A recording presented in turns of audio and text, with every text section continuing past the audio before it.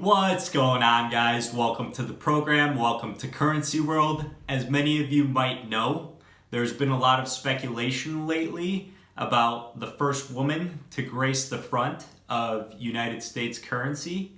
Well, here at Currency World, we have the inside scoop on who this special lady is. I actually have an envelope containing one of the bills right here. But before I do the big reveal, don't forget to like, subscribe, and tell your friends about Currency World.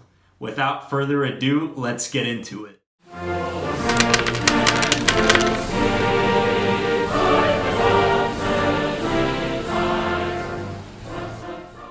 Okay guys, let's get into it. Before I unveil this very special note, I want to discuss some of the recent buzz and speculation surrounding the first woman on US currency. Back in 2016, Obama's Treasury Secretary, Jack Lew, was pushing hard to put a woman on US banknotes. His initial target was the $10 note, which was due for a security update.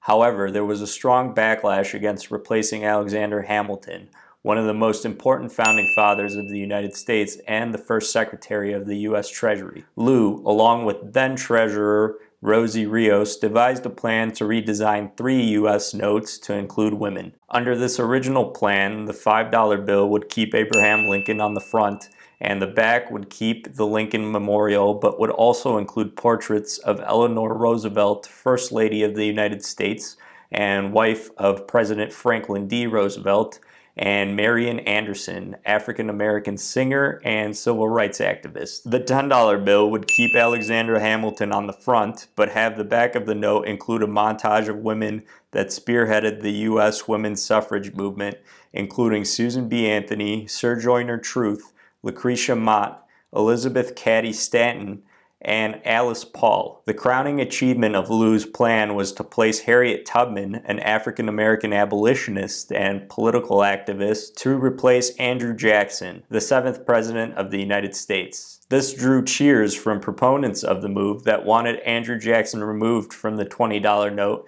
as he had been a slave owner, and also ordered the forced immigration of American Indians from the southeastern United States to the west, which resulted in many deaths. This infamous trek became known as the Trail of Tears. It is important to note that while Andrew Jackson was a slave owner, so were many of the other founding fathers depicted on U.S. currency, including George Washington and Thomas Jefferson. This new lineup of redesigned bills was initially planned for 2020. However, these plans were foiled by a certain administration. In a recent letter to Congress, Trump's Treasury Secretary suggested that the new series notes would not be put into circulation for at least another 10 years. This letter also made no commitment to the proposed changes to incorporate Tubman in the new $20 bill design. It is worth noting that President Donald Trump is a big fan of Andrew Jackson. Trump even commented on the controversy surrounding the removal of Andrew Jackson from the $20 bill by saying,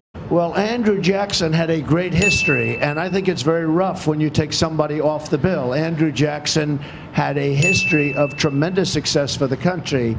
Favorite Harriet Tubman on the $20 bill? I think Harriet Tubman is fantastic. I would love to leave Andrew Jackson and see if we can maybe come up with another denomination. Maybe we do the $2 bill, or we do another bill. I don't like seeing it. Yes, I think it's pure political correctness. All right, now that we got that out of the way, let's reveal the first woman to ever be featured on U.S. paper money. Here is the big reveal, guys, and it is Martha Washington on this 1886 $1 note. Now, guys, be honest, that wasn't who you were expecting, was it? The United States has been more progressive with featuring women on currency than many of you guys may have been led to believe. Martha Washington was indeed the first woman to be the centerpiece on U.S. currency, aside from a slew of earlier coins portraying Lady Liberty and the backs of the 1865 and 1875 $20 national banknotes depicting the baptism of Pocahontas. And we are talking about the real Pocahontas, not to be confused with Pocahontas? Elizabeth Warren? Pocahontas? Well, no, she's very offensive. You tell me. Oh, really? Oh, I'm sorry about that. Pocahontas?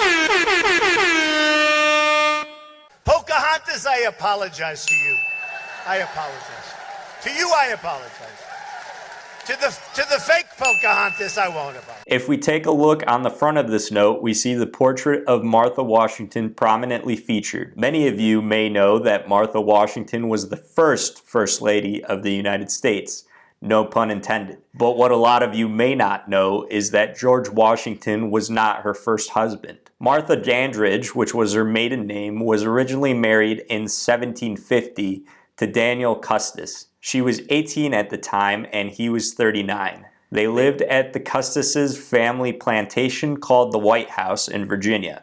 It is speculated that this name was the inspiration for the name of what would become the White House in Washington, D.C. Martha had 4 children with Custis, but sadly, 7 years after they were married, Custis died of what was most likely a heart attack. After her first husband's death, at the age of 27, she began her courtship with George Washington, also aged 27. Although Martha and George had no children together, they did help raise Martha's children from her previous marriage with Custis. This note is historically significant, not only because it is the first U.S. note to feature a woman on the front as a centerpiece, but also because it is the first in a long line of U.S. silver certificates. On the front, we see this inscription that reads, "That there has been deposited in the Treasury of the United States $1 silver payable to bearer on demand." This inscription denotes the fact that these bills were redeemable on demand for silver dollars. On the front, we also see this large ornate red seal of the U.S. Treasury. The later issues of this note had a much smaller red seal, as you will see here. This design featuring Martha Washington was used on both the 1886 series $1 silver certificates and on the 1891 series silver certificates. Collectors affectionately refer to these bills as Marthas. Turning to the back of this note, right away you will notice the very ornate design. This design differs from the 1891 series of this note, which were much more plain. For this reason, the 1886 design are known as ornate Marthas. The back of this note contains an inscription that reads, "This certificate is receivable for customs, taxes, and all public dues, and when so received may be reissued." The inscription denotes the fact that although these silver certificates were not a full legal tender for all debts public and private like silver dollars were, in practice they were used as such, since in theory the holder could readily exchange the note for a silver dollar. Silver certificates were a hotly debated topic in the late 1800s. Likewise, the design of this note caused quite the buzz when it was released, with one Atlanta newspaper writing, "The dollars of our daddies." This was a popular term for older silver dollars, but the government has at last furnished an item with the dollar of our mummy. The new issue $1 bill is very pretty. The most striking thing about it is the portrait of Miss Martha Washington, as this is the first bill issued by our government bearing a female portrait, and the boys are all stuck on it. This essentially implied that the new design made Martha Washington the equivalent of a pinup girl. Today, Martha Washington silver certificates are worth anywhere between $50 to $2,000. Not bad in terms of appreciation, right? The value of this note is primarily determined by its condition. A note like the one I have here is worth anywhere between $150 and $250. Although since this bill was released, there have been many women featured on U.S. currency, including Susan B. Anthony on the 1979 $1 coin and Sacagawea on the 2000 series $1 coins. To this day, Martha Washington is the only real-life woman whose portrait has starred on U.S. paper money. So there you have it, guys. I'm sure that's not who most of you were expecting. So what do you guys think? Does the current lineup of U.S. currency need to be updated to include more women? Who would you guys pick to be the next woman to be featured on U.S. currency? Let me know in the comment section down below. And please don't forget to like, subscribe, and share this video.